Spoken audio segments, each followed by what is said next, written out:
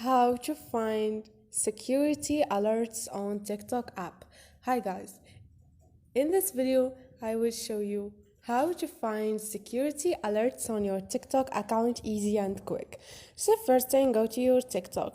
Once you are in your profile, you're gonna find those three lines up there.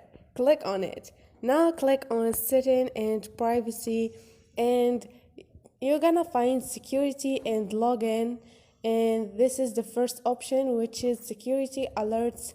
Click on it, and here you're gonna find your security alerts.